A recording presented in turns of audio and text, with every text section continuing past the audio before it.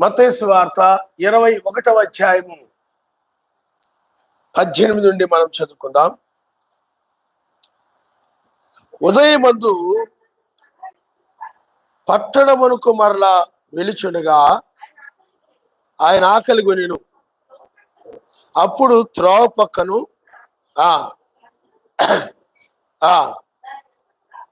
దాని ఎదుగు రాగా దాని యందు ఆకులు తప్ప మరి ఏమీ కనపడలేదు కనుక దాన్ని చూచి ఇక మీదట ఎన్నిటికి నీవు కాపుకాయుకుందుగాక అని చెప్పెను. తక్షణమే ఆ అంజూరపు చెట్టు ఎండిపోయెను. శిష్యులు అది చూచి ఆశ్చర్యపడి అంజూరపు చెట్టు ఎంత త్వరగా ఎండిపోయినని చెప్పుకొనిరి.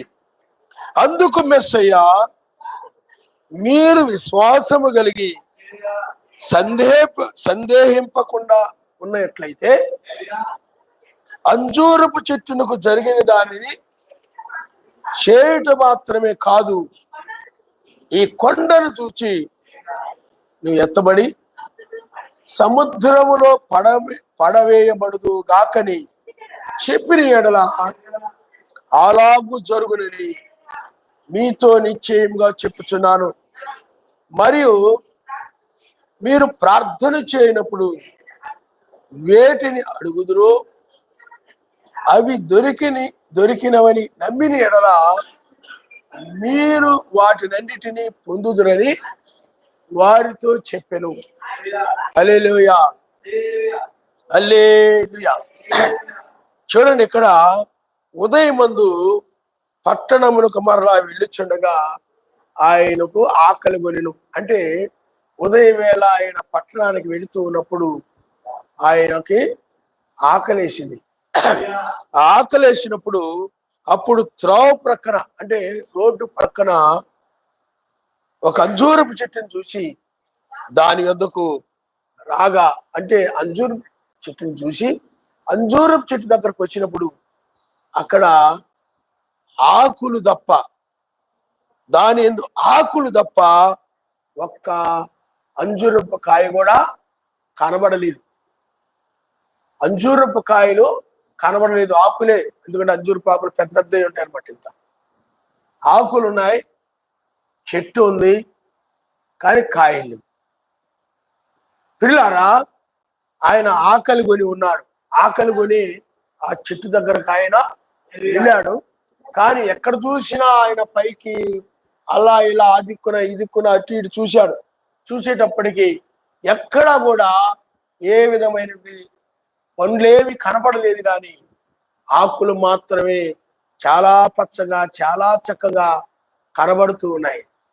చాలా మంది జీవితాలు కూడా చాలా మంది లోకరీతిగా చాలా చక్కగా కనపడుతుంటారు, లోకరీతిగా చాలా బాగా కనపడుతుంటారు, అందంగా, లోకరీతిగా చాలా చక్కగా, లేకపోతే లోకరీతిగా చాలా గొప్పగా కనపడుతుంటారు. కానీ ఫలములనేవి ఉండవు, ఫలం అనేది ఉండదు. ఆత్మఫలము అంటే ఆ ప్రేమ, ఆ సమాధానము. బైబిల్లో ఆ యొక్క 9 ఉన్నాయి. ఆ 9 కలిపి ఫలం అంటారు. అవేమి ఇజ్రాయిల్లో కూడా కనబడలేదు. ఎందుకంటే ఇజ్రాయిల్లో అంజూరపు చెట్టుకు ఛాయిగా ఉన్నారు. వాళ్ళలో ఆత్మ కనపడలేదు. పరిశుద్ధాత్మ ఒక వ్యక్తిలో ఉన్నట్లయితే ఈ 9 ఫలాలు కనబడతాయి. కానీ వాళ్ళలో ఈ చూడడానికి బాగా ధనవంతులుగా ఉన్నారు, ధనాపేక్ష కలిగి ఉన్నారు, గొప్ప ఘనత కలిగి ఉన్నారు, గొప్ప హోదా కలిగి ఉన్నారు, మేము అబ్రహాము సంతానం అనే హెచ్చింపు కలిగి ఉన్నారు. కానీ వాళ్ళలో ఏమి లేదు చెప్పండి, పరిశుద్ధాత్మ లేదు. అంజూరపు చెట్టు ఎలా చక్కగా కనబడతా ఉందో వాళ్ళు కూడా అలాగే కనబడుతూ ఉన్నారు. ఎందుకంటే చెట్టు ఎప్పుడు కూడా మనుషులకి ఛాయిగా ఉంది. చెట్టు ఎప్పుడు కూడా దేనికి ఛాయిగా ఉంది చెప్పండి? మంచి చెట్టు, చెడ్డ చెట్టు. కాబట్టి పిల్లారా, ఇక్కడ అంజూరపు చెట్టును చూసినప్పుడు ఏమి కాయలు కనబడలేదు, కానీ ఆకులు మాత్రమే కనబడుతున్నాయి. ఎక్కడ చూసినా ఏమున్నాయి చెప్పండి? ఆకులు ఉన్నాయి, కానీ కాయలేమి లేవు. చూడడానికి చాలా బాగుంది, చెట్టు చాలా చక్కగా ఉంది. చక్కగా పచ్చని ఆకులతో నిగనగలాడిపోతుంది, కానీ కాయలు లేవు. అలాగే ఆయన కూడా వాళ్ళలో ఇశ్రాయేల్లో ఆ ఫలములు కనుగొనాలని ఒక దాహముతో చూశాడు, కానీ ఒక ఆసక్తి, దాహం అంటే ఆసక్తితో, ఆకలన్నా ఒక ఆసక్తితో ఆయన చూశాడు, కానీ వాళ్ళల్లో ఆత్మఫలం అనేది ఏమీ కనబడలేదు, ఏమి వాళ్ళ కనబడలేదు.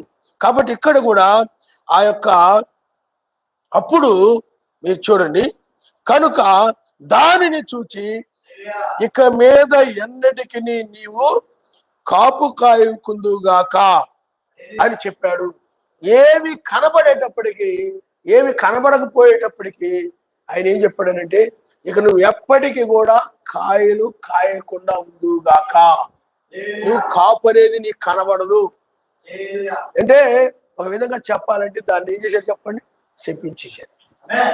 ఇజ్రాయేల్ కూడా 2000 సంవత్సరాలు ఆ దేశములో ఏమండి ఇక ఎప్పటికీ అన్నాడు, కానీ ఇక్కడ ఆ చెట్టుని గురించి, కానీ ఇజ్రాయేల్ గురించి అయితే మాత్రము 2000 సంవత్సరాలు ఆ దేశంలో అంజూరపు చెట్టు అనేది లేకుండా ఏమైపోయింది చెప్పండి, ప్రపంచ నలుదిక్కులకి వాళ్ళు చెదరిపోయారు. మొత్తం కూడా ఎవరు లేరు, మొత్తం కూడా ఏమైపోయింది చెప్పండి. మరలా అంజూరపు చెట్టు చిగురిస్తుందని చెప్పాడు కాబట్టి మరలా తిరిగి వాళ్ళు 1948లో వాళ్ళకి స్వతంత్రం రావడం, వాళ్ళ దేశానికి తిరిగి రావడం, ఇప్పుడు కూడా వస్తూ ఉన్నారు. మరలా వాళ్ళు ఒక దేశముగా కూడి ఒక జాతీయ జెండా, అలాగే ఒక సైన్యము, టెక్నాలజీలో, వ్యవసాయంలో, అన్నిటిలో కూడా ఆ విధంగా అభివృద్ధి చెంది వాళ్ళు ఇప్పుడు ఎలా ఉన్నారు చెప్పండి, ఆ ప్రపంచంలో గొప్ప దేశముగా వాళ్ళు పిలువబడుతున్నారు. ఆయన అమరిస్తున్నారు. హల్లెలూయా, హల్లెలూయా. కానీ ఇక్కడ తక్షణమే అంజూరపు చెట్టు ఎండిపోయేను. ఆయన చెప్పిన వెంటనే అంజూరపు చెట్టు ఏమైపోయింది చెప్పండి, ఎండిపోయింది. అంటే ఇంకా ఆకులు గాని, కొమ్మలు గాని, చెట్టు మొత్తము ఏర్లతో సహా మొత్తం కూడా ఏమైపోయిందంటే, ఎండాకాలం వచ్చేటప్పటికి వర్షాలు లేక ఎండకి చెట్లు ఎలా ఎండిపోతాయో ఆయన మాటకు అవి ఎండిపోయాయి. ఎందుకంటే ఆయన మాటలో ఏమన్నా చెప్పండి, శక్తి ఉంది. ఆయన హల్లెలూయా.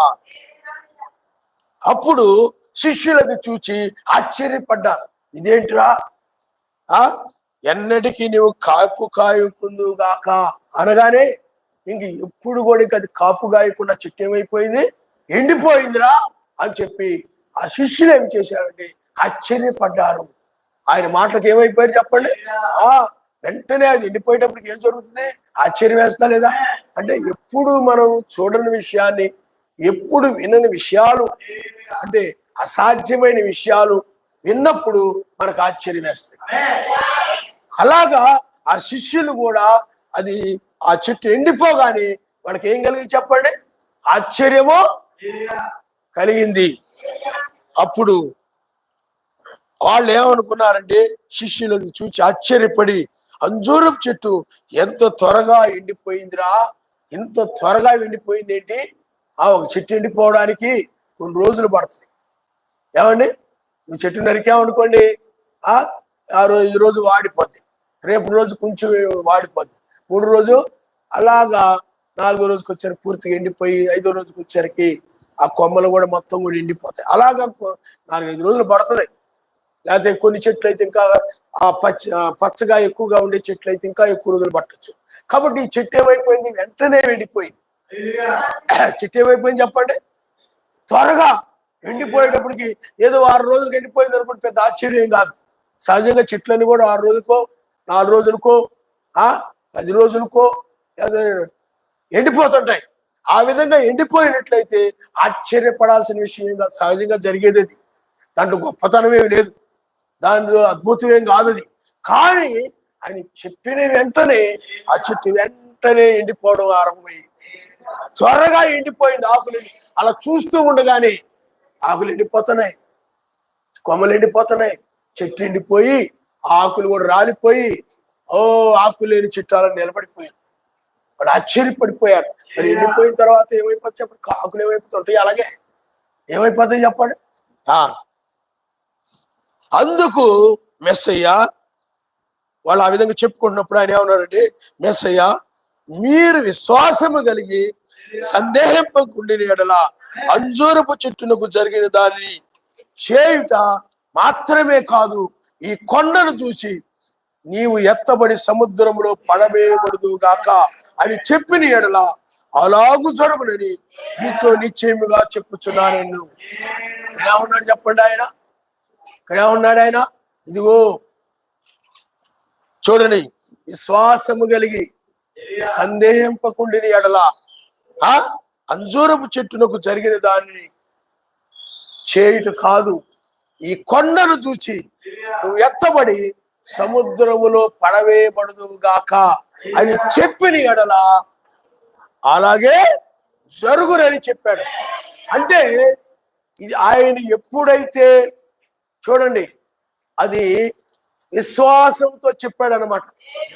అంటే మనం ఎప్పుడు కూడా విశ్వాసముతో గనక చెప్పినప్పుడు అది సందేహించకుండా ఉన్నట్లయితే అది ఆ విధంగా జరుగుతుందని చెప్తున్నాడు.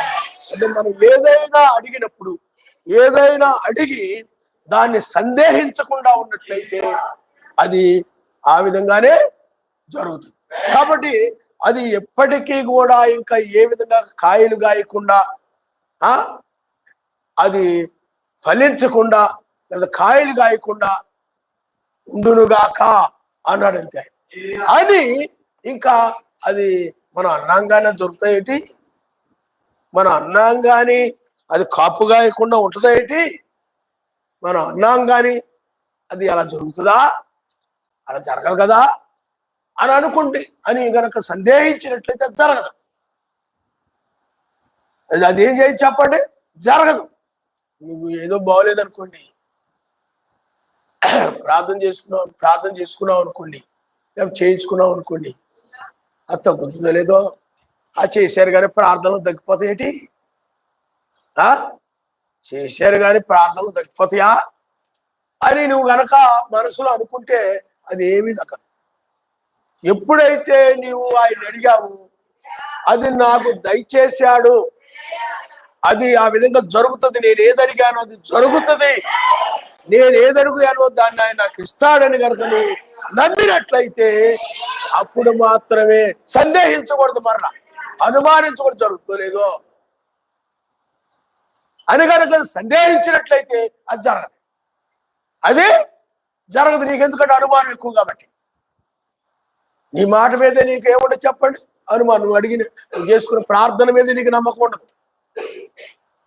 ఆ విధంగా కనుక ఆయన చూడండి, ఆయన అదే చెప్తున్నాడు, ఇది ఏదో ఏ విధంగా జరిగింది, ఏ విధంగా చెట్టు ఎండిపోయింది అని అంటే విశ్వాసముతో ఈ యొక్క కాపు కాయకుండును గాక అని నేను ఎప్పుడైతే చెప్పానో, చెప్పి నేను అది జరుగుతుందని నమ్మానే తప్ప ఏమీ చూడండి, మీరు విశ్వాసము కలిగి సందేహింపకుండి ఎడల అంజూరపు చెట్టుకు జరిగిన దానిని అంజూరపు చెట్టుకు జరిగిన దానిని అన్నాడు. జరిగిన దానిని మాత్రమే కాదు, ఏమండి, ఈ కొండను చూసి నువ్వు ఎత్తబడి సముద్రంలో వేయబడదు గాకని చెప్పిన ఎడల అలాగు జరుగునని ఆయన ఏం చెప్పాడో అది జరుగుతుందని నమ్మాడు. ఈ చెట్టు కాపుగా ఇదని చెప్పాడు, కాయదు అని నమ్మాడంతే. ఇంకా ఇది కాయదు, అయ్యా మెస్సయ్య మీరు అలా అన్నారు కానీ జరుగుతుందంటే జరుగుతుంది అన్నాడు. కాపు కాయకుండా ఉంటుందంటారా? జరుగుతుంది, మీకు సందేహం అక్కర్లేదు, అది జరిగింది. సందేహం అంటే జరగదు, సందేహం అంటే అవ్వదది. అనుమానస్తుడికి సందేహస్తుడికి ఏమీ అవ్వదు, దేని నమ్మడు కాబట్టి. తోమ చూడండి, చూస్తేనే కానీ నేను నమ్ముతాను.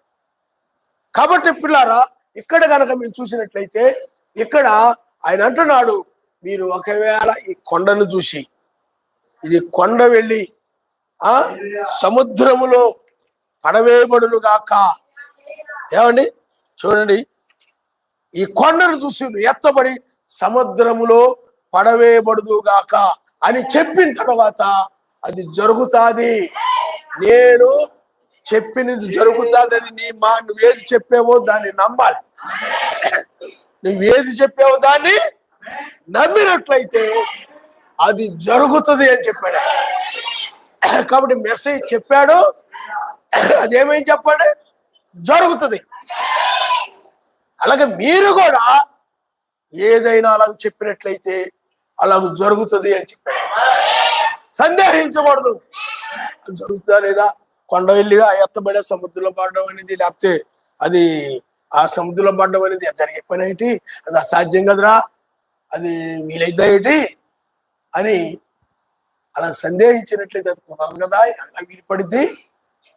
మనమేనా గొప్పవాళ్ళవా, మనం ఏమన్నా దేవుళ్ళవా అని అనుకొని ఆ విధంగా సందేహించినట్లయితే అది జరగనే జరగదు. నేను చెప్పినది జరుగుతుందని నమ్మిన ఎడలా ఇక దాన్ని సందేహించకుండానట్లయితే అది జరుగుతుంది. నువ్వు దేన్ని నమ్మావు, నువ్వు అందుకే కింద వచ్చి నేను చెప్పాడు మనం చూద్దాం. మరి మీ ప్రార్థన చేయనప్పుడు వేటిని అడుగుతురో అవి దొరికినవని నమ్మిన ఎడలా మీరు వాటిని పొందుదురని చెప్పాడు ఆయన. అంటే మీరు ప్రార్థన చేయనప్పుడు వేటినైతే మీరు అడుగుతారు. చాలా మంది నాకు అది కావాలి, ఇది కావాలి, ఏమండి నేను ఎత్తబడాలి, మా ఇంట్లో సమాధానం ఉండాలి, మా ఇంట్లో ప్రేమ ఉండాలి, మా పిల్లలు మారాలి, లేకపోతే నా భర్త మారాలి, నా భార్య మారాలి, లేకపోతే ఏమండి మాకు మా ఇంట్లో ఆ యొక్క నీతి సమాధానం పరిశుద్ధాత్మ అందరూ ఆనందం కలిగి ఉండాలి అని చెప్పి నువ్వు అడిగావు అనుకోండి, అడిగి అది చేస్తాడు ఆయన. మా ఇంట్లో మా గృహములో ఆ సమాధానం తీసుకొస్తాడు. లేదు మీ ఆయన కోపం ఎక్కువగా ఉందనుకుందాం, లేకపోతే ఆయనకు ఓర్పు తక్కువ, ఆయన ప్రతిదానికి కూడా చిర్రుబుర్రులాడిపోతుంటాడు, విసుక్కుంటుంటాడు, కసురుకుంటుంటాడు, కోపం ఎక్కువ. నువ్వు అప్పుడు ఏం చేయాలి? ఆయన కోపాన్ని తీసివేసి సహనాన్ని దయచేయండి ఆయన అని నువ్వు అడిగి నువ్వు అది జరుగుతుందని నమ్ము. ఆయన సహనం పొందుకుంటాడని నమ్ము, కోపం తీసివేయబడదని నమ్ము, అది అలా జరుగుతుంది అని చెప్పాడు. అడిగి ఆయన మారలే, మా ఆవిడేం మారదు, ఆయనేం మారడేక ప్రార్థన చేస్తావు. ఆయన మా ఇంటిని కాపాడు, ఆయన మా కుటుంబాన్ని కాపాడు, ఆయన బిడ్డలను కాపాడు, ఆయన మా భార్యను కాపాడు, మా భర్తను కాపాడు, ప్రార్థన చేస్తాం. ప్రార్థన చేసి నేను చిన్న చిన్న గలిబిళ్ళు చేరుకోండి, మారదు. ప్రార్థన చేసాం కానీ ఏమవ్వదు, అది అవ్వదంతే. నువ్వు ఎన్ని గరిబిళ్ళు వచ్చినా ఏమొచ్చినా నువ్వు ఏమైతే అడిగావో దాన్ని నమ్మే నువ్వు ఆ విధంగా స్థిరముగా ఉండాలి. దానికి సందేహించకూడదు. నువ్వు ఏదైతే అడిగావో దాన్ని ఆయన ఇచ్చాడు, అది దొరికినది, నాకు దాన్ని అనుగ్రహించాడు, అది జరుగుతుంది. నువ్వు అడిగిన తర్వాత నీ ఇంట్లో మీ ఆయన లెగిసిపోవచ్చు, మరి మీ ఆవిడ లెగిసిపోవచ్చు. ప్రార్థన చేసిన ఇంకా జరగలేదు, సందేహించొద్దు. విశ్వాసంతోనే ఇంకా ప్రార్థన చేశాడు కానీ ఇంకా మా ఆయన మారలేదేంటి, చిరుబుర్లాడిపోతున్నాడు ఏంటి, బయట నుండి వెళ్ళి వచ్చి కైలాడుతున్నాడు ఏంటి, బోబో అంటున్నాడు ఏంటి,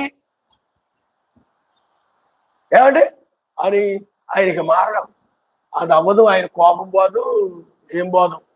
ఎందుకంటే వాళ్ళ అమ్మాయి వాళ్ళ నాన్న కూడా అలాంటి వాళ్ళే, వాళ్ళ నాన్న కూడా కోపం ఎక్కువే. ఆయనకు వచ్చింది అది పోదది అని నువ్వు అలా అనుకుంటా ఉన్నట్టు పోదది.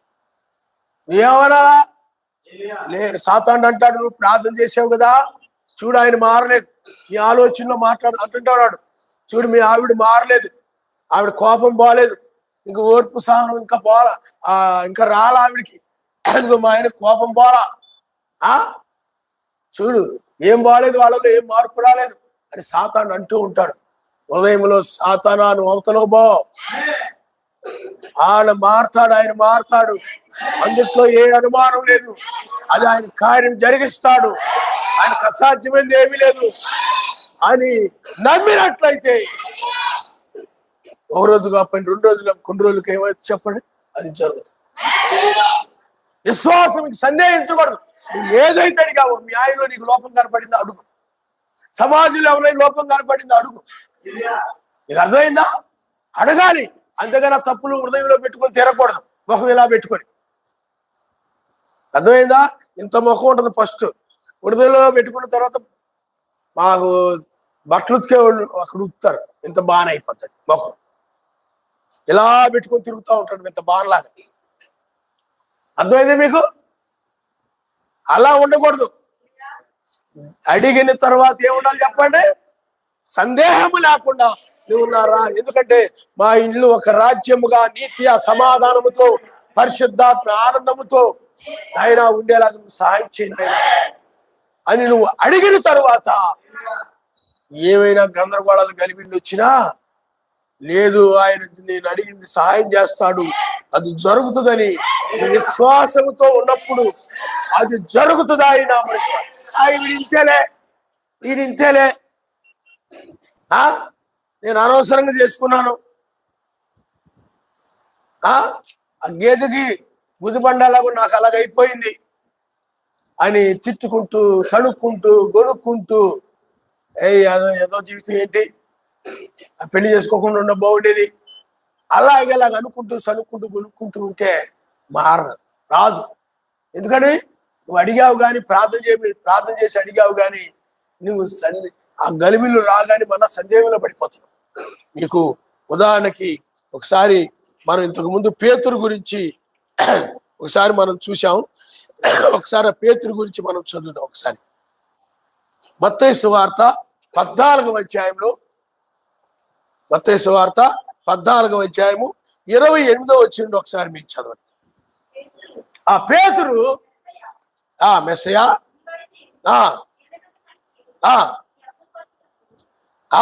మెస్సయా నీవే అయితే నేల మీద నడిచి నీ యొద్దకు వచ్చుటకు నాకు సెలవిమ్మని ఆయనతో నేను ఆయన రమ్మను గాని పేతురు దోణి దిగి మెస్సయ్య నొద్దకు వెళ్ళుటకు నేల మీద నడిచెను గాని గాలిని చూచి భయపడి మునిగిపోసాగి మెస్సయా నన్ను రక్షించమని కేకలు వేసెను.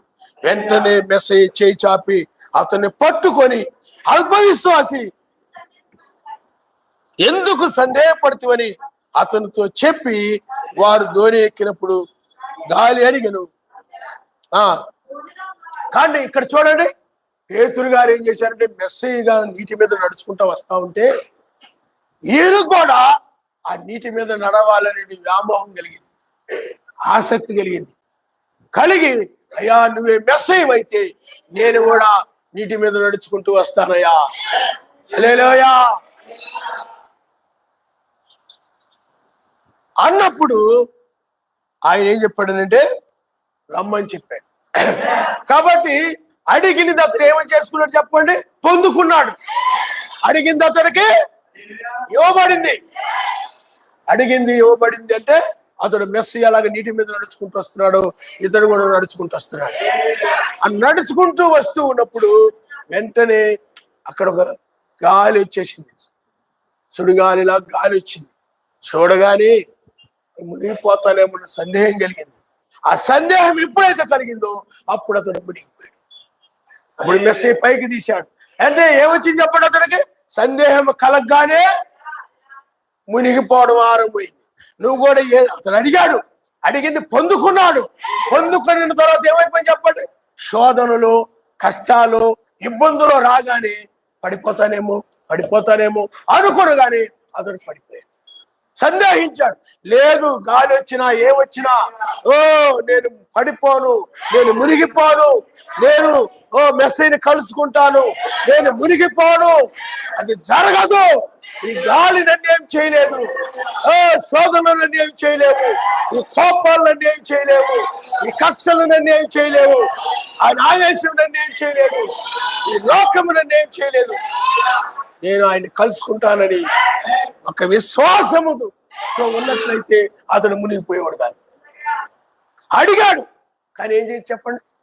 గాలి రాగానే ఏమండి సందేహించాడు. మునిగిపోతానేమోరా, నడవలేనేమోరా, ఈ కాలు తీసి ఇంకా కాలు అయితే మునిగిపోతానేమోరా అనుకోగాని మునిగిపోయాడు. నువ్వు కూడా అంతే, చాలా మంది అంతే, అడుగుతారు కానీ అది జరుగుతుందని నమ్మకం ఉంటుంది. ఏదో అడిగి వెళ్ళిపోతారు అంతే. వాళ్ళు చేసిన ప్రార్థన అడిగిన తర్వాత అన్న ఏదైతే అడిగామో దాన్ని నమ్మరు. అర్థమైందా? నేను ఏదైతే అడిగానో దాన్ని ఆయన జరిగిస్తాడని ఏదో ఆరాధన చేసుకోవాలి కదా, సాయంత్రం ప్రార్థన చేసుకుంటారు. ఇంట్లో ఏమైనా శోధనలు ఉన్నాయి, ఒడిదుడుకులు ఉన్నాయి, కలహాలు ఉన్నాయి, ఆయన సమాధానం దయచేయని ఆయన అని ప్రార్థన చేసుకున్నాం. ప్రార్థన చేయని ఆయన, మా ఇంట్లో ఈ గొడవలు నేను పడలేకపోతున్నాను, నీవే మార్చుని ఆయన, సహాయం చేయని ఆయన ఏమండి అని నువ్వు ప్రార్థన చేసుకున్న తర్వాత అది ఆయన ఇచ్చేశాడు అని విశ్వాసంతో ఉండాలి. అక్కడ సమాధానం ఆయన, ఆ ఇంట్లో ఆ నెమ్మదిని, దాన్ని మా ఇంట్లో ఆ నెమ్మదిని ఆయన అనుగ్రహించాడని ఒక విశ్వాసంతో ఉండాలి. అప్పుడు దాన్ని పొందుకోవడం అనేది. కానీ నువ్వేం చేస్తావు చెప్పండి? నువ్వు ప్రార్థన చేసుకుంటావు కానీ విశ్వసించవు. ఎందుకు చేసుకున్నావు నీకే తెలియదు. నువ్వు చేసుకున్నప్పుడు ఏదైతే అడిగావు దాన్ని నమ్మాలా? నమ్మవు. రోజు దాని గురించి చేసుకుంటా ఉంటుంటావు అంతే. నమ్మకం ఉండదు ఏముండదు. ఆ ప్రార్థన అయిపోయిన తర్వాత మళ్ళీ మామూలే. ఆ ప్రార్థన అయిన తర్వాత మళ్ళీ మామూలే. విశ్వాసం కనపడదు. సందేహాలు, అనుమానాలు ఇవన్నీ ఉంటుంటాయి.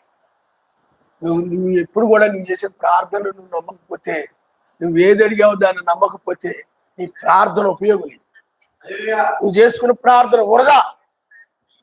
నువ్వు ఎవరి గురించి అని అడిగి ప్రార్థన చేసావు అనుకోండి, దేని గురించి అని అడిగావు అనుకోండి, ఏమండి ఈ రాజ్యాన్ని గురించి, ఆ నీతిని వెతకమని అడిగాడు ఆయన. ఆ రాజ్యాన్ని గురించి అడిగావు అనుకోండి, లేకపోతే ఎవరైనా బలహీనులుగా ఉన్నట్లయితే వాళ్ళు మార్పు కోసం అడిగావు అనుకోండి, అడిగిన తర్వాత లేకపోతే పిల్లలు బలహీనులుగా ఉన్నారు, వాళ్ళ మార్పు కోసం నువ్వు అడిగావు అనుకోండి, అడిగి నేను అడిగాను కాబట్టి నాకు ఇస్తాడు ఆయన అనే నమ్మకంతో అడుగుతావు, ఇంకా నమ్మకమే కనపడదు. నేను చాలా మంది అంతే, నేను ప్రార్థన చేయించుకున్నాను కాబట్టి జరుగుతాయి, ప్రార్థన చేసుకున్నాను కాబట్టి జరుగుతుంది, అది నేను అడిగాను కాబట్టి ఆయన నాకు ఇస్తాడనే నమ్మకము చాలా మందికి ఉండదు. చేసుకుంటారు, ఎందుకు చేసుకున్నారు వాళ్ళకే తెలియదు. ఏదో బాధ వచ్చినప్పుడు ఏడ్చిన ఆయన ఆయన ఆయన అని ఏడ్చి ప్రార్థన చేసుకుంటారు, కానీ అది నాకు దొరికింది, ఆయన జరిగిస్తాడని విశ్వాసంతో ఉండరు. వాళ్ళలో విశ్వాసం కనపడదు, నమ్మకం అసలు కనపడదు. ప్రార్థన చేసుకుంటారు కానీ విశ్వాసం లేని ప్రార్థన. అడుగుతారు, బాధలు వచ్చినప్పుడు, కష్టాలు వచ్చినప్పుడు ఎలుగెత్తి ఏడ్చి అడుగుతారు, కానీ విశ్వాసం లేని ప్రార్థన. చేసిన ప్రార్థన మీద నమ్మకం ఉండదు వాళ్ళకి. అడిగినది ఆయన అనుగ్రహిస్తాడు, ఆయన జరిగిస్తాడు నమ్మకం లేని ప్రార్థన. నువ్వు ప్రార్థన చేసుకున్న తర్వాత విశ్వాసంతో ఉండాలా? నువ్వు ఏదైతే అడిగావో నాకు ఆయన ఏమండి ఇచ్చాడు, అది దొరుకుతుంది, నాకు ఆయన జరిగిస్తాడు ఆ కార్యాన్ని, నేను ప్రార్థన చేస్తున్నాను నాకు జరిగిస్తాడు అని విశ్వాసంతో ఉండడం. ప్రార్థన చేసుకుంటాడు, ఇంకా విశ్వాసం లేదు ఏమి. ఏమయ్యా ఒక అంట ప్రార్థన చేసుకున్నాడంట. ప్రార్థన చేసుకున్న తర్వాత అయ్యా ఏమని ప్రార్థన చేసుకున్నావు అని అంటే, నేను మా మా బాబు ఉన్నాడు, ఒక్కడే కొడుకు, వాడు మారలేదు, వాడు మారాలని ప్రార్థన చేసుకున్నాను అన్నాడు. మారాలని ప్రార్థన చేసుకుని ఇంకా దాన్ని ప్రార్థన చేసుకున్న తర్వాత ఇంక అంతే, ఇంకేమీ లేదు, ఇంకేమీ లేదు. మరలా ఇంకొక వ్యక్తి ఉన్నాడంట. ఇంకో వ్యక్తి అతడు ప్రార్థన చేసుకున్నాడంట. ఎందుకు ప్రార్థన చేసుకున్నాడంటే, నాలో కోపం ఎక్కువ, ఆ కోపాన్ని తీసివేయమని ప్రార్థన చేస్తున్నాను, నాకు ఓర్పును దయచేయమని, సహనాన్ని దయచేయమని ప్రార్థన చేస్తున్నాను అన్నాడు. అంటే సరే ప్రార్థన చేసుకున్నాడు. వారం రోజులు పోయాక ఇద్దరు కనపడ్డాడంట. అతను అడిగాడంట, అయ్యా నువ్వు ప్రార్థన చేసుకున్నావు కదా, మరి నీ కుమారుడు మారాడా అంటే, ప్రార్థన చేసుకున్నారు కానీ ఆయన మారుస్తాడనే విశ్వాసంతో నేను లేను అన్నాడు. ప్రార్థన చేసుకున్నాడు కానీ నా కుమారుడు మారుస్తాడు లేదు, నీ కుమారుడు మారడు, అని అలాగే ఉంటాడు అని సాతానుడు అన్నా కానీ నేను లేదు మారతాడని నేను ఏం అలా అనుకోలేదు, ప్రార్థన చేసుకున్నాను అంతే. చాలా మంది అలా ప్రార్థన చేసుకుని వదిలేస్తారంతే, విశ్వాసంతో ఉండరు. వాళ్ళు అడిగిన దాన్ని ఆయన దయచేస్తాడు జరిగిస్తాడు నమ్మకంతో ఉండరు, ప్రార్థన చేసి వదిలేస్తారంతే. ఆయనకి వీళ్ళకి సంబంధం ఉండదు, ఇంకా విశ్వాసం ఉండదు వీళ్ళకి. అదే ఆ వ్యక్తి మరలా ఇంకొక వ్యక్తి కనపడ్డాడు. అతను అడిగితే, ఏమయ్యా నువ్వు ప్రార్థన చేసుకున్నావు కదా, నీ కోపం ఎక్కువగా ఉంటుందని, మరి ఏమైందనంటే నాలో కోపం పోయిందన్నాడు. హల్లెలూయా. ఎలా పోయింది, ఏ విధంగా పోయిందయ్యా అంటే, నేను ఆ కోపాన్ని గురించి ఆయన తీసివేస్తాడని విశ్వాసంతో ఉన్నాను. ఆ విశ్వాసంతో ఉన్నాను. లేదు, నాలో కోపానికి సాతానుడు అనేవాడు నువ్వు మారవు, నీలో కోపం పోదు, నీలో కోపం బాదు, నువ్వు మారవు అని సాతానుడు అనేవాడు. లేదు, నేను మారిపోతాను అని వాడిని ఎదిరించేవాడు. ఎందుకంటే నాలో ఆయన కోపాన్ని తీసేస్తాడు. ఆయన, నేను అడిగాను, ఆయన తీసేస్తాడు. ఏమండి, అడిగాను, తీసేస్తాడు అని నమ్మకంతో ఉన్నాను. నాకు తెలియకుండానే పోయిందన్నాడు. అయి నమ్మేస్తాను. హల్లెలూయా. మా నాన్నగారు ఉండేవారు, చుట్ట గురించి చుట్ట అలవాటు ఉండేది. పొగ తెగదాగేవాడు. నేను చెప్పేవాడిని, అది మానేయి మానేయి మానేయి అని చెప్పేవాడు. కాలం తర్వాత ఆయన నమ్ముకున్నాడు. విగ్రహారాధన ఆయన కూడా మానేసిన తర్వాత చుట్ట మాత్రం మానలేకపోయేవాడు. ఒకసారి ఏడ్చి ప్రార్థన చేసుకునేవాడు. ఆయన ఈ చుట్ట నాకు అలవాటు తీసేయి, చుట్ట మానలేకపోతున్నాను, నాకు సాయం చేయను. నువ్వు ఎప్పుడైనా నీలో ఉన్న బలహీనతల గురించి చాలా ప్రార్థన చేసుకున్నావా? చేసుకో. ఆ బలహీనతతో తిరుగుతుంటావు తప్ప వాళ్ళ మీద వీళ్ళ మీద అసూయ పడుతూ కుళ్ళుకుంటూ దొంగ ముఖం వేసుకొని కయ్యూరు ముఖం వేసుకొని తిరుగుతూ ఉంటావు తప్ప ఏనాడైనా నీలో ఉన్న బలహీనతల గురించి నేను ప్రార్థన చేసుకున్నావు? నిద్ర మొత్తం ఆయన ఆవిడెత్తుంటావు ఇక్కడ కూర్చొని, ఆ మొత్తు నాలో తీసేయన ఆయన. ఎప్పుడైనా నీకున్న బలహీనత గురించి నేను ప్రార్థన చేసుకున్నావు? చేసుకో. ఏమి చేసుకో, అడగవు ఆయన్ని. ప్రార్థన అంటే ఏమిటి చెప్పండి? ఆయనతో మాట్లాడడమే ప్రార్థన. నీవు ఆయనతో మాట్లాడవు, ఆయన నీతో మాట్లాడమే ప్రార్థన. కానీ నువ్వేమి చేసుకో, ఆ బలహీనత అలాగా నిద్ర మొక్క తీసుకుని అలా కూర్చోనట్టు రావులెత్తుంటావు. ఇలాగ తలకాయ పడిపోతా ఉంటుంది, కిందకి లేపుతుంటావు. వాక్యం వింటావు, పడిపోతా ఉంటుంది, మళ్ళీ లేపుతుంటావు. ఏంటిది? నీవు ఎత్తబడే సమయంలో లోకము కానీ లోకములు ఉన్నా కానీ నన్ను విడిచిపెట్టేలాగా సహాయం చేయను ఆయన అని నువ్వు ప్రార్థన చేసుకోవాలి. ఆ విధంగా దాని గురించి ప్రార్థన చేసుకుంటా ఉంటే ఏమండి, అయిపోయిన తర్వాత ఒక రోజు రాత్రి అలా పడుకొని ఉంటే దేవదూత వచ్చి ఆ చేతిలో చుట్టుంటే అలా ఇసిరేసి చేయబట్టు. అప్పటి నుంచి పోయింది దాని మీద మనసు. అలాగ మనసు లేకుండా చేయగలిగిన వాడు ఆయనే. కానీ నువ్వు ప్రార్థన చేసుకున్నావా? నీలో కూడా ఆ విధంగా అలాంటి ఏమైనా దుర్గుణాలు, లోకాశలు గాని లోకము గనక ఇంకా నీలో ఉన్నట్లయితే అడిగితే అడిగి దాన్ని తీసేస్తాడని నువ్వు నమ్మినట్లయితే దాన్ని తీసేస్తాడు ఆయన నమ్మను. నమ్మవు, అడుగుతావు కానీ వీళ్ళు మారలే, నీ స్వభావం అంతేలే, వాళ్ళ స్వభావం అంతేలే, వాళ్ళ మా బ్రదర్ కొంచెం కోపం ఎక్కువలే, ఏమండి మా ఆవిడ కొంచెం కోపం ఎక్కువ, ఓర్పు తక్కువ, ఆవేశం ఎక్కువ, అది అంతేలే అనుకుంటావు. కానీ ఆ ఎందుకంటే లోకం అనగానే ఇల్లు, డబ్బు, వస్తువులు ఇవే అనుకుంటారు. కోపం కూడా లోకమే, అసూయ కూడా లోకమే, హృదయంలో ఎవరి మీద ఏదో పెట్టుకోవడం కూడా లోకమే.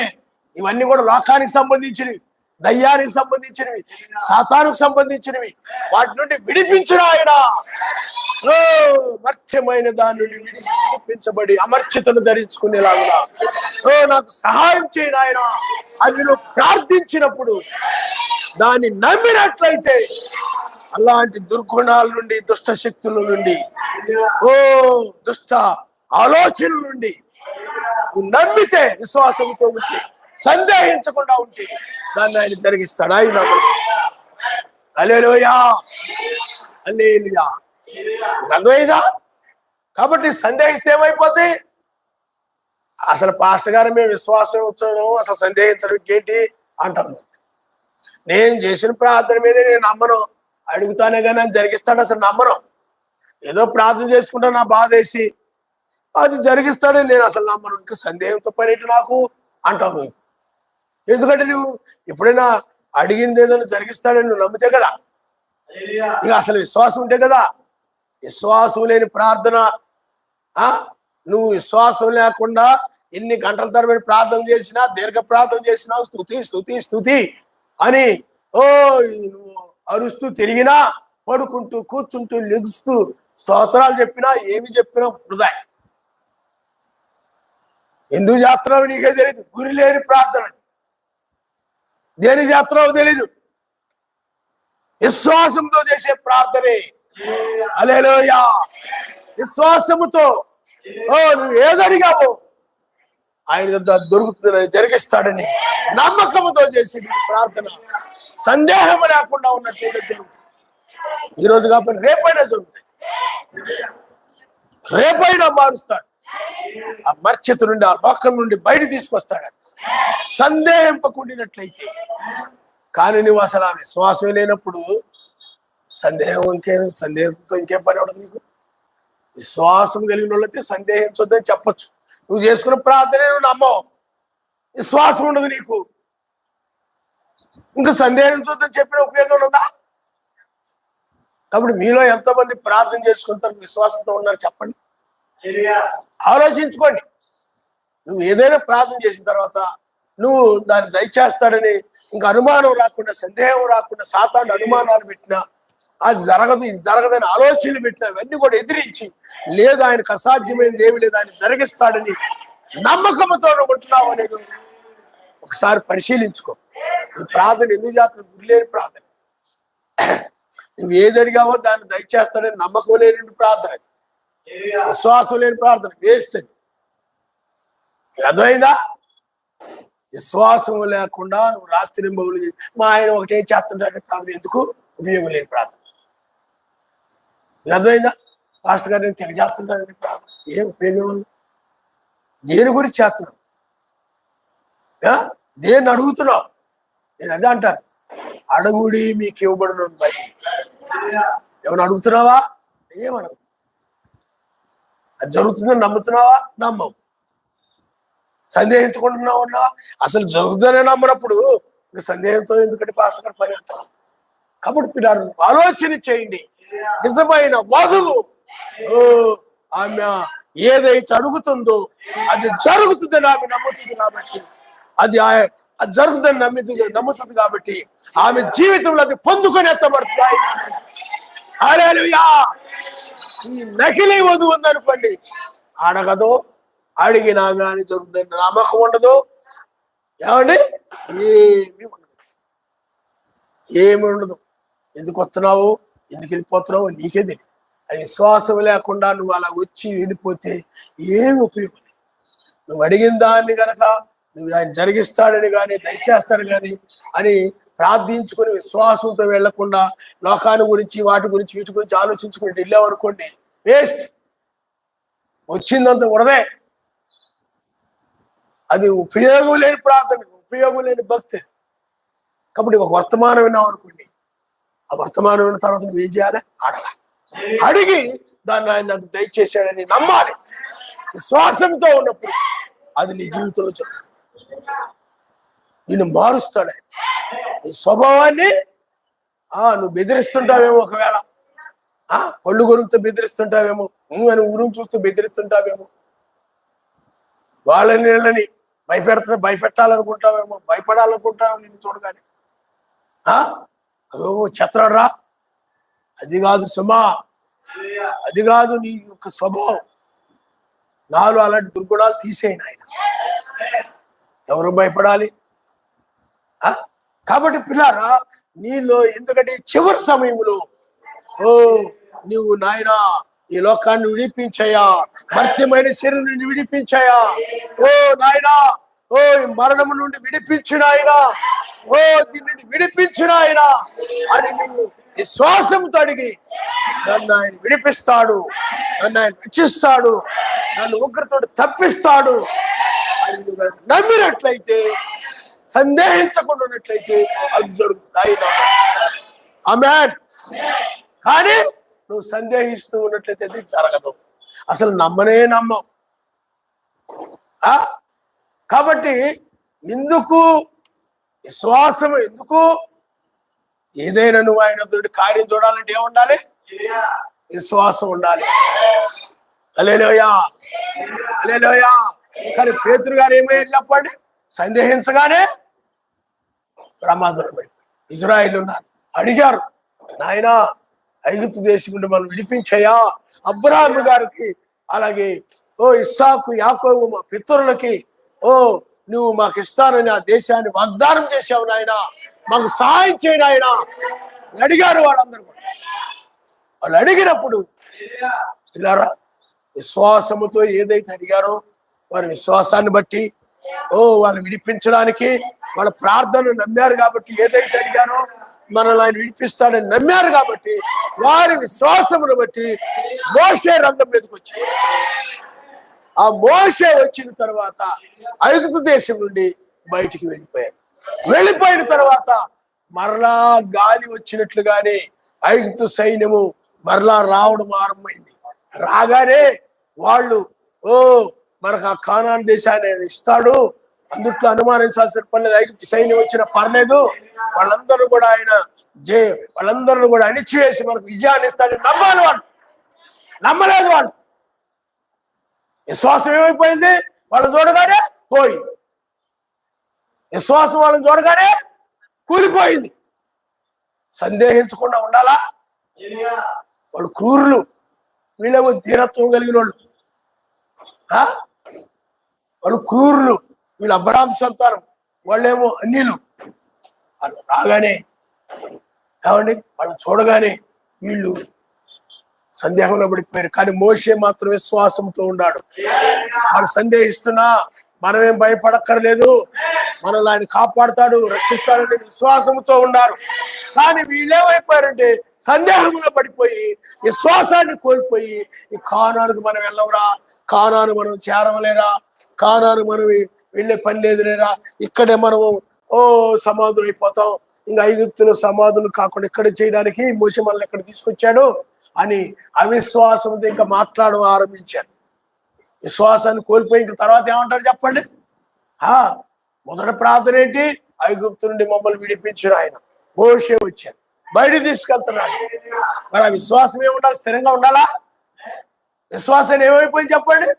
మళ్ళీ ఐగుప్తును చూడగానే లేదు, ఐగుప్తు నుండి ఐగుప్తులో ఎన్నో కార్యాలు చేసి విడిపించిన ఆయన ఇప్పుడు కూడా మనం విడిపిస్తాడు అని విశ్వాసంతో ఉండాల్సిన మనుషులు సందేహంలో పడిపోయారు, అవిశ్వాసంలో పడిపోయారు. విన్నారు కూడా చాలా మంది అలా పడిపోతుంటారు. కాబట్టి పిల్లారా, అప్పుడు మోషే మరలా ప్రార్థన చేయగానే మోషే ఏమండి మోషే మొరపెట్టనేలా మాట్లాడు, మొరపెట్టనేలా. అప్పుడు మోషే అంటాడు, ఇప్పుడు చూస్తున్న ఐగుప్తుని మరి ఎన్నడూ చూడరు, మీరు ఊరకు నిలిచుండు చూడండి. అప్పుడు మరలా సందేహంలో నుండి ఎప్పుడైతే మోషే చెప్పాడు విశ్వసించారో ఆ యొక్క విశ్వాసమును బట్టి ఐగుప్తు దేశం ఆ యొక్క ఎర్ర సముద్రాన్ని దాటించి ఆ తెల్లవారుజామున ఆయన బయటకు తీసుకెళ్ళాడు. ఆయన అదే సందేహంతో ఉన్నట్లయితే వాళ్ళు ఎర్ర సముద్రం దాటలేదు, వాళ్ళని దాటించలేడు. ఆయన ఎందుకంటే విశ్వసిస్తేనే చేస్తాడు. ఆయన సందేహిస్తే చేయడు. సందేహిస్తే నువ్వు మారవు, సందేహిస్తే నీలో కోపం పోదు. ఎందుకంటే కోపమే చాలా సమాధానం లేకుండా గొడవలకు కారణం, కలహాలకు కారణము, గర్వము, కోపం, హెచ్చింపు. కోపం చాలా కలహాలకు కారణం. ఇది దీనత్వం ఉండి, దీర్ఘశాంతం ఉండి, ఓర్పు ఉండి, సహనం ఉంటే ఆ కలహాలు ఉండవు. ఏమండి ప్రేమ ఉన్న చోట ఉండవు. కానీ పిల్లారా విశ్వాసం లేనందువల్ల ఏమండి వాళ్ళు ఎర్ర సముద్రం దాటలేకపోయేవారు. కానీ మోషే చెప్పినప్పుడు మళ్ళా వాళ్ళు పడిపోయిన వాళ్ళు మరలా విశ్వసించినప్పుడు సర్వశక్తిమంతుడు ఎర్ర సముద్రాన్ని దాటించాడు. విశ్వాసం ద్వారా జరుగుతుంది. అడిగింది వాళ్ళు జరుగుతుంది. ఎర్ర సముద్రాన్ని చీల్చైన మనల్ని రక్షిస్తాడు, ఊరకు నిలుచుంటే చాలు మనం రక్షిస్తాడని, అది జరుగుతుందని, ఎర్ర సముద్రాన్ని దాటిస్తాడని, అది జరుగుతుందని వాళ్ళు నమ్మారు. నమ్మినట్లుగానే జరిగింది. హల్లెలూయా. అడిగింది నువ్వు సందేహించకూడదు. నీ ఇంట్లో బాప్తిజం పొందిందండి, మా బ్రదర్ బాప్తిజం పొందాడు, మా సిస్టర్ బాప్తిజం పొందింది, మా వాళ్ళు బాప్తిజం పొందారు, అయినా ఇంకా అసూయిపోలేదు. ఆయనలో వాళ్ళని వీళ్ళని చూసి మురిగిపోతుంటాడు. వాళ్ళకి ఏదైనా ఏమండి చేస్తున్నారు అనుకోండి, ఆ సిస్టర్ ఉడికిపోతుంటది, తనే చేయాలంటది, ఎవరిని చేయనివ్వదు. ఎవరైనా గిన్నెలు కడుగుతుంటే ఒప్పుకోదు, పొయ్యి దగ్గరికి వస్తే ఒప్పుకోదు, చిగురు పట్టుకుంటే ఒప్పుకోదు, ఏమండి, లేకపోతే నీళ్లు పడుతుంటే ఒప్పుకోదు, లేకపోతే ఇవన్నీ తుడుస్తుంటే ఒప్పుకోదు. ఎలాగా? ఆవిడ బలహీనతలు ఉన్నాయి. ప్రార్థన చేయి. ఆయన ఆ అసూయి కానీ ఆ బలహీనతలను ఏం చేస్తారో చెప్పండి, తీసివేస్తాడు. నమ్మితే ఏం చేయాలి? ఇంటి దగ్గర ఏమండి ఏమైనా అలాంటివి ఉంటే ప్రార్థన చేస్తే ఏం చేస్తాడు చెప్పండి. ఆయన ఓరలేకపోతున్నాడయ్యా. ఆ బ్రదర్ ఉన్నారు, ఎవరైనా ఏదైనా చేస్తే ఓరలేడు, ఇంకోరు ఎవరైనా చేస్తే ఓరలేడు, ఆ బ్రదర్ ఏదైనా చేస్తే ఓరలేడు, ఈ బ్రదర్ ఏం చేస్తే ఓరలేని తనం ఉంది. సహాయం చేయాలి. బలహీన వాళ్ళ మనసులో పెట్టుకోకూడదు. ఆ బలహీనతల గురించి నువ్వేం చేయాలి? ప్రార్థన చేయాలి విశ్వాసంతో. దాన్ని ఆయన మార్చేవాడు. అలాంటి బలహీన తీసేసేవాడు, ఆ లోకాన్ని విడిపించేవాడు. అలాంటి వాటిని విడిపించి ఒక ప్రేమ సామ్రాజ్యాన్ని తీసుకొచ్చేవాడు. వాళ్ళ హృదయాల్లో ప్రేమను నింపేవాడు ఆయనని. అది జరుగుతుంది. నువ్వు నమ్మిన ఎడలా అది జరుగుతుంది. ఏదైనా విశ్వాసం ద్వారానే పొందుకుంటారు సమా. నీ బలము చేతనైను, నీ శక్తి చేతనైను, నీ జ్ఞానము చేత అయినా, నీ బుద్ధి బలము చేత ఏదో జరిగించాలి, చేయాలని కూడా అది అవ్వదు. ప్రార్థన ద్వారా, విశ్వాసముతో కూడిన ప్రార్థన ద్వారా అది జరుగుతుంది. అది అసాధ్యమైనప్పుడు కూడా అది జరుగుతుంది. నువ్వు నమ్మిన ఎడలా ఆయన చేస్తాడు. నువ్వు నమ్మాలి. నీలో నమ్మకం లేకపోతే ఏమి చాలు, ఏమి అవ్వదు, అవ్వదు. ఎందుకంటే నువ్వు ఆయన నమ్మలేదు కదా. నువ్వు నమ్మనప్పుడు ఆయన చేయడు. నువ్వు ఆయన సందేహిస్తున్నావు కదా, ఆయన సమర్థుడు కాదని, ఆయన ఇవ్వడని, ఆయన చేయడని, జరగదని, ఆయన మార్చడని నువ్వు సందేహిస్తున్నావు. అది అవ్వదని నువ్వు నమ్మడం లేదు, ఆయన్ని చేయట్లేదు. ఆయన నమ్మితే ఏం చేస్తాడు చెప్పండి? నమ్మితే నువ్వేదైతే అడిగావు అది జరుగుతుందని నమ్మాలి. నువ్వేదైతే అడిగావు అసాధ్యమైనప్పటికి కూడా, అది వీలు కానిదన్నప్పటికి కూడా అది జరుగుతుంది. నేను చాలా సందర్భాల్లో ఏదైనా బాగోలేదనుకోండి, ప్రార్థన చేసుకున్న తర్వాత ఇంకా జ్వరం, నాకు పరిచర్యకు రాకముందు కూడా జ్వరం వచ్చింది అనుకోండి, ప్రార్థన చేసుకొని నేను అడిగాను, నాకు జ్వరం తీసేశాడు ఆయన.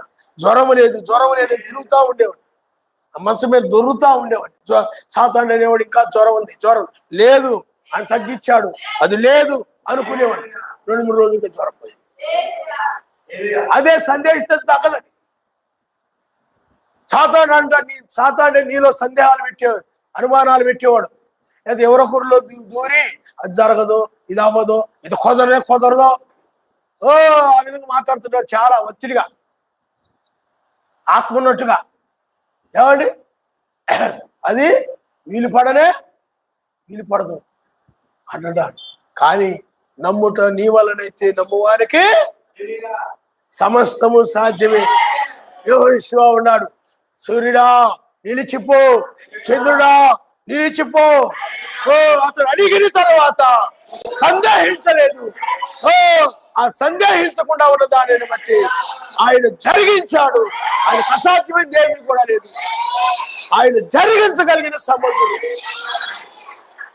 కావుడుందంట, వాళ్ళ పిల్లలు ఏమండి అనారోగ్యముతో ఉన్నారంట. పాస్టర్ గారు అన్నారంట, వెళ్ళి నీ పిల్లలకి ఏం కావాలంటే, ఆమె ఆరోగ్యం కావాలి, ఆస్తులు కావాలి, పరీక్షలో మంచి మార్కులు రావాలి, బోళ్ళు ఫీజు కడుతున్నావు, బోళ్ళు డబ్బులు కడుతున్నావు, బోళ్ళు పెట్రోల్కి డబ్బులు అయిపోతున్నావు, తీసుకొచ్చేయడం తీసుకురావడం, పుస్తకాలకు బోళ్ళు డబ్బులు అయిపోతున్నాయి.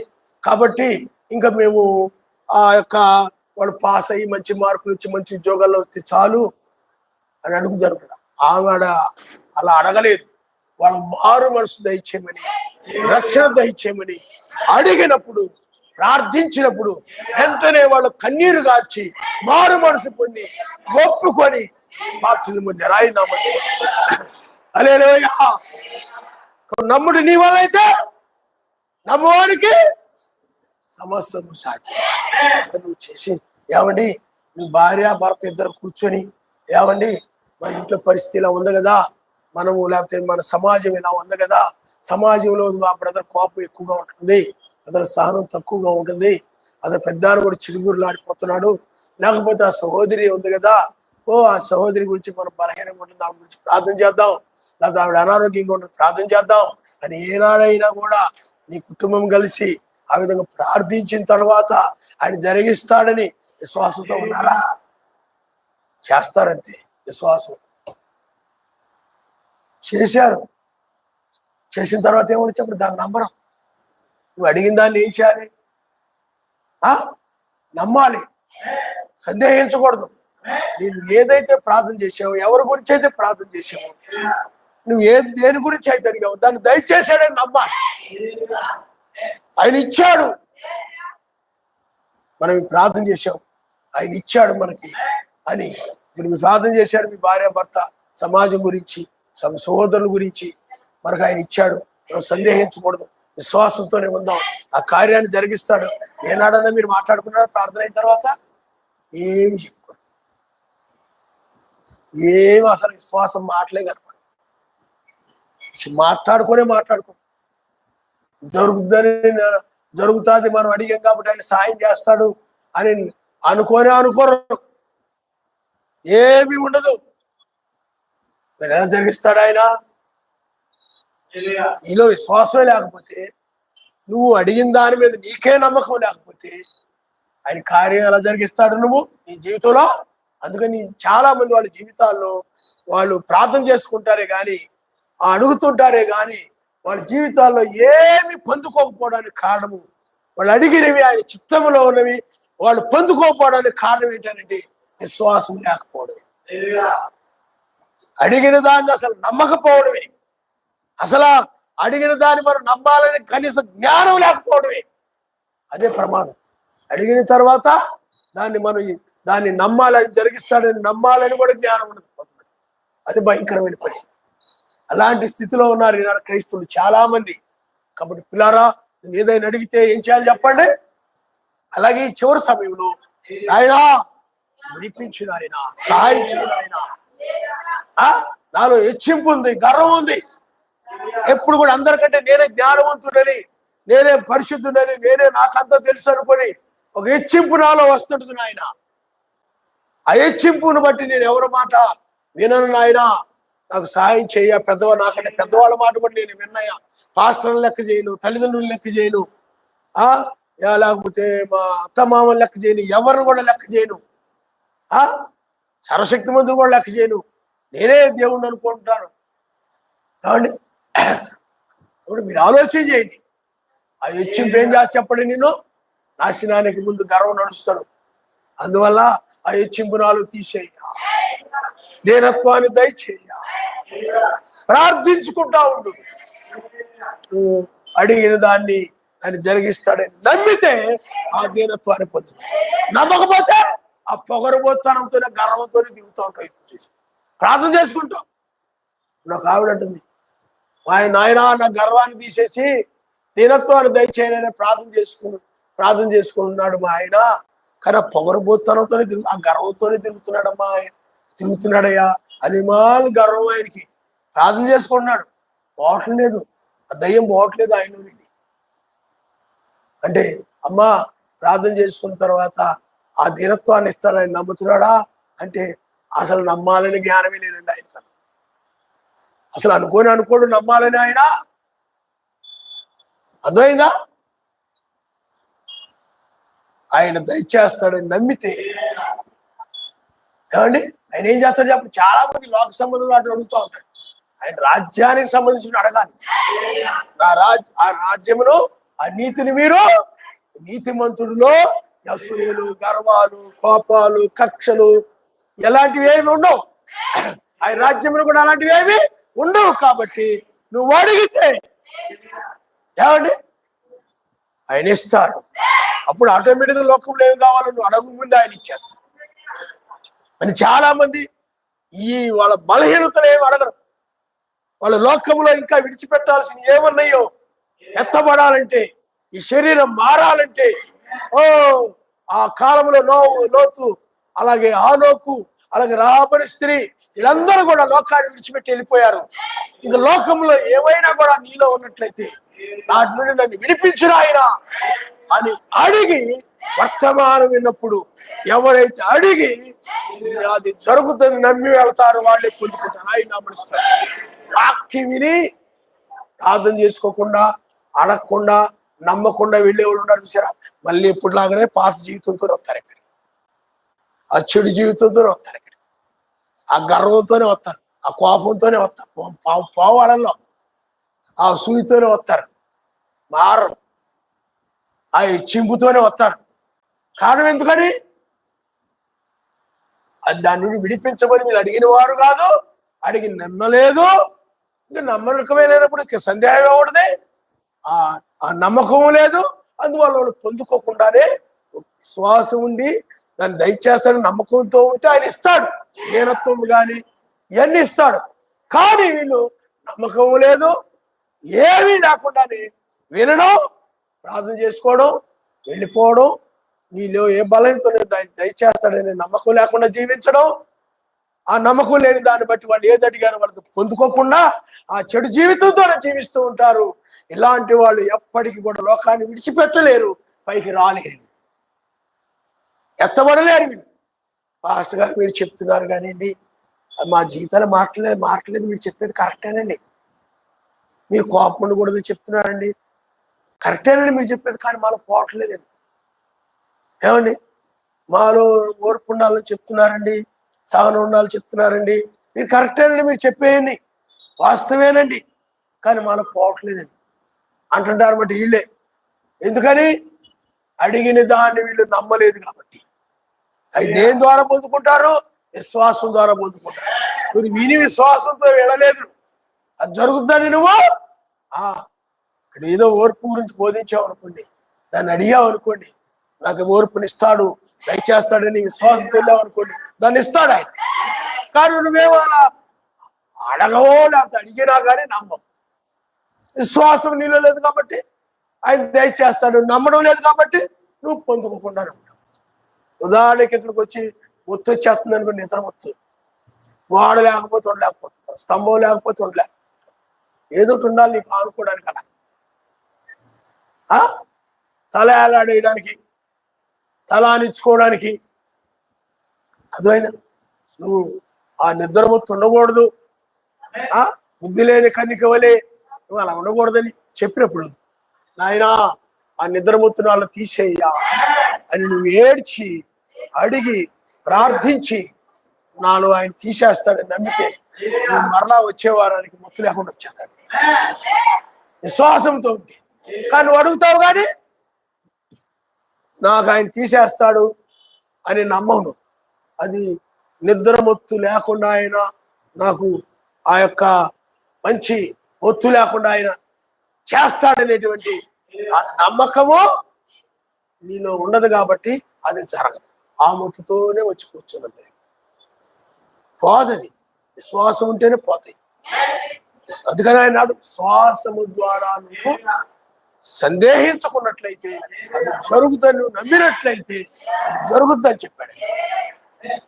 అది ఆయన జరిగిస్తాడు, నాలా నిద్రమొత్తు తీసేస్తాడు, లేదు ఆయన జరిగిస్తాడు, తీసేయని ఆయన అడిగాడు కాబట్టి దాన్ని దయచేస్తాడు అని నమ్మినట్లయితే నిద్రమొత్తు లేకుండా ఆయనకి నీ విశ్వాసాన్ని బట్టి ఆ నిద్రమొత్తుని తీసేస్తాడు. ఎందుకంటే నువ్వు విశ్వసించావు కాబట్టి అది జరిగింది నీ జీవితంలో. ఒకసారి బ్రదరు, నేను ఇంతమంది కోపం ఉండేది ఏమైపోయిందంటే, నేను ప్రార్థన చేసుకున్నాను, నమ్మాను, ఆయన తీసేసాడు, జరిగిందని. ఏమ్మా సిస్టర్, నీకు సహనం చాలా తక్కువ ఉండేది, ఎవరో నింద పడవు, మాట పడవు, శ్రమ పడవు, అవమానాలు పడవు, ఏమి పడవు, మరి వాక్యం విన్నావు కదా, ఏమ్మా ఇప్పుడు మారిపోయేవేంటమ్మా? నేను ప్రార్థన చేసుకున్నాను, నాయనా నాకు సహనాన్ని దయచేయ్యా, నిందలు అవమానాలన్నీ కూడా భరించేటువంటి ఓర్పును దయచేయ్యా అని ప్రార్థన చేసుకుని నాకు ఆయన ఇస్తాడు, ఓర్పుని ఇస్తాడు, నాకు సహించేటువంటి భరించేటువంటి శక్తిని ఆయన ఇస్తాడు అని చెప్పి నేను ప్రార్థన చేసుకుని విశ్వాసంతో ఉన్నాను. అది ఇస్తాడు, ఆయన ఇస్తాడని విశ్వాసంతో ఉన్నాను, సందేహించలేదు. అది తీసివేయబడింది విశ్వాసం అని సాక్ష్యం ఇస్తావు. కానీ నీ దగ్గర అలాంటి సాక్ష్యమే ఉండదు. నువ్వు మారానని సాక్ష్యం అస్సలు ఉండదు. ఎందుకంటే విశ్వాసం ఉంటే కదా. ఏమండి, విశ్వాసం ఉంటే నువ్వేమంటావు అంటే నీ భార్య అయినా సాక్ష్యం చెప్తే, మా ఆయనకండి విపరీతమైన కోపం ఉండేదండి, అందరి మీద గొడవలేండి, వాళ్ళ అమ్మ మీద, వాళ్ళ నాన్న మీద, నా మీద, పిల్లల మీద, పక్కోళ్ళ మీద, వెనకోళ్ళ మీద, బంధువుల మీద, బంధువుల మీద. ఆయన గొడవ పెట్టుకోని వాళ్ళు అంటూ ఎవరు లేరండి. వీళ్ళతో గొడవ పెట్టుకోలేదు అని చెప్పడానికి విశ్వాసంతో, పాస్టర్లతో, అందరితో ఒకటే గొడవలండి. కానీ ఆయన ఇక్కడ ఈ వాక్యం విన్న తర్వాత విశ్వాసం ద్వారా ఆయన మారిపోయాడండి. అసలు కోపమే లేదండి అని భార్యని గురించి సాక్ష్యం ఇవ్వాలి. ఆయన నామనిస్తాడు. అలాగా లేకపోతే నువ్వే సాక్ష్యం ఇస్తావు, అమ్మ నువ్వు కూడా ఇలా విశ్వాసంతో ఉండు, నాలో కోపం తీసేసిన ఆయన నీలో కూడా తీసేస్తాడు నువ్వు చెప్తావు అన్నమాట. కానీ నువ్వు చెప్పలేకపోతున్నావు, నీలో కూడా బలహీనతలు దాన్ని బట్టి. నీ భార్యతో నువ్వు చెప్తావు, ఇదిగో నేను ఒక కోపిస్తుంది, దాన్ని ఇప్పుడు ఆయన తీసేసాను. ప్రార్థన ద్వారా, విశ్వాసం ద్వారా నువ్వు కూడా ప్రార్థన చేసుకో, నీకు ఆయన తీసేస్తాడు. నమ్ము, ఆయనకు అసాధ్యమైనది ఏమీ లేదు, మారుస్తాడు అని నువ్వు చెప్తావు అన్నమాట. కానీ ఏమి చెప్పవు. కారణం ఎందుకని? నీళ్ళు అయిపోలేదు కాబట్టి, నీ విశ్వాసం లేదు కాబట్టి. ఇవన్నీ పోకపోతే పరలోక రాజ్యానికి రారు. అవన్నీ కూడా ఏదైనా కూడా ఆ నీతి, ఆ సమాధానం, పరిశుద్ధాత్మ ఆనందం పొందుకోవాలంటే అది అంటే అసూయలు లేనటువంటిది, గర్వం లేనటువంటిది. ఎందుకంటే అసూయలు, గర్వములు, పగలు, కక్షలు, ఆ యొక్క ఓర్పు, సహనం లేని చోట నీతి సమాధానం ఉండదు. అవి ఉండాలంటే ఆయన్ని అడిగి విశ్వసించడం ద్వారా దాన్ని పొందుకుంటారే తప్ప నేను ఉండాలంటే నీ ఉండాలనుకుంటే నువ్వు ఉండలేవని. నీ బలము చేత, నీ శక్తి ద్వారా కాదు, అది ఆయన వల్లనే, ఆయన ఆత్మ ద్వారానే నువ్వు బయటకు రాగలవు తప్ప. అందువల్ల ఆయన ప్రార్థించుకోవడం ద్వారా, విశ్వసించడం ద్వారా, ఎత్తబడి విశ్వాసము ద్వారా దాన్ని పొందుకుంటావే తప్ప విశ్వాసము లేకుండా విని వెళ్ళడం ద్వారా ఏమి ప్రయోజనం. విశ్వాసం లేని ప్రార్థన ఉపయోగం లేదు. అర్థమైందా? నువ్వు ఏదైతే నీ బలహీనత ఉందో ఆయన అడుగు, తీసేస్తాడు. లేదు నీ భార్య లేదు బలహీనత కనపడుతుంది, నువ్వు అడుగు. అర్థమైందా? నీ భర్తలు ఏమైనా కనబడుతుంటే ఆయన అలాంటి ఇలాంటి కయ్యాలనుకోవడం కాదు. మీరంటే మీరు కాదు, సహజంగా ఏ కుటుంబంలోనైనా. కానీ ప్రార్థన ద్వారా సాధ్యం. హల్లెలూయా. నీవు ఆయన గురించి ప్రార్థన చేయి, విశ్వసించు, మారుస్తాడు ఆయన. నమ్ము, ఆయన సహాయం చేస్తాడు. కానీ ఆవిడ అలాంటిది ఇలాంటిదని మనసులో పెట్టుకుని అలా తిరుగుతూ ఉంటే ప్రార్థన, మా ఆయన కోపం ఎక్కువ, అదే మనసులో పెట్టుకుని తిరుగుతుంటారు. మా ఆవిడకి అనుమానం ఎక్కువ, అదే మనసులో పెట్టుకుని తిరుగుతుంటారు. మా ఆయనకు అనుమానం ఎక్కువ, ఎవరితో మాట్లాడితే అనుమానం పడిపోతుంది, అనుమానం ఎక్కువ, అదే మనసులో పెట్టుకొని ఆయనకి లోకాశలు ఎక్కువ, ఆమెకి ధనాపేక్షలు ఎక్కువ, ఆయనకి ఇది ఎక్కువ, అది ఎక్కువ. ఏదో మనసులో పెట్టుకుని అలా ఉండడం కాదు. వాళ్ళ మీద వీళ్ళ మీద ఏదో ఒక వీళ్ళు ధనాపేక్ష పనులు, వీళ్ళ అసూయ పనులు అని మనసులో పెట్టుకొని అలా తిరుగుతూ, వాళ్ళని చూసి కోపపడుతూ, వాళ్ళని చూసి చిరాకు పడుతూ, అది అన్నిటికంటే దారుణమైన జీవితం. అది నీలో ఎవరైనా బలహీనత కలిపితే ఏం చేయాలో మనసులో పెట్టుకోవడం కాదు, వాళ్ళని మార్చమని ప్రార్థన చేసి అది అడిగితే దయచేస్తాడని నమ్మి దాన్ని ఆయన దగ్గర నువ్వు పొందుకోవాలి. ఆయన నీ చుట్టూ శత్రువులు ఉండొచ్చు, నీ చుట్టూ శత్రువులు ఉండొచ్చు, వాటన్నిటి నుండి కూడా ఆయన రక్షిస్తాడు. అలాంటి శత్రువుల నుండి అలాంటి వారి నుండి ఆయన కాపాడుతాడని నువ్వు నమ్మినట్లయితే, విశ్వాసంతో ఉన్నట్లయితే, సందేహించుకున్నట్లయితే ఆయన కాపాడుతాడు. కాబట్టి పిల్లారా, అందువల్ల ఈనాడు ఫరో ఎవరు? అసూయ, ఈ చెడుతనాలే ఫరో. కాబట్టి నువ్వు ఆలోచన చేయి. కాబట్టి విశ్వాసముతో అంటే ప్రార్థించినది, అందుకు మెసేజ్ ఏం చెప్పాడు? విశ్వాసముతో నువ్వు చెప్పినది జరుగు నేను నమ్మినగా అది జరుగును. జరుగుతానని నమ్మాలి. ఏనాడని అడిగి నమ్మావా? ఎవరిలో ఏదో బలహీనత కనపడింది అనుకోండి, అడిగి నువ్వు నమ్మావా? అస్సలు నమ్మాలనే లేదు, తెలియదు కదా నీకు. ఏదో ప్రార్థన చేసుకుంటూ వెళ్ళిపోతున్నావు తప్ప నువ్వు ప్రార్థన చేసుకున్న దాన్ని నమ్మాలి, నువ్వు అడిగిన దాన్ని ఆయన దయచేస్తాడు, ఆయన ఇద్దరు దొరుకునని నమ్మాలని ఆయన చెప్పినప్పుడు ఏమి నమ్మకుండా వెళ్ళిపోతే ఏమి పొందుకో. కాబట్టి అడుగు, ఆయన దయచేస్తాడు. నన్ను తీసుకెళ్తాడు, నన్ను విడిచిపెట్టడు, నన్ను లోకం విడిపిస్తాడు అని. పిల్లారా, ఆ విధంగా నువ్వు అడిగినట్లయితే ఈ లోకం నుండి ఆయన విడిపించి పైకి తీసుకుని వెళ్తాడు. కాబట్టి వర్తమానము ద్వారా ఎత్తబడు విశ్వాసము నీకు కలుగుతుంది, ఆయన అమరుస్తాడు. అందుకనే ఈ యొక్క విశ్వాసము సందేహం లేనిదై ఉండాలి. అప్పుడు నీ శరీరం మారి పైకి ఎత్తబడతాడు. తల్ల వంచుకోండి, మనం ప్రార్థన చేసుకోండి.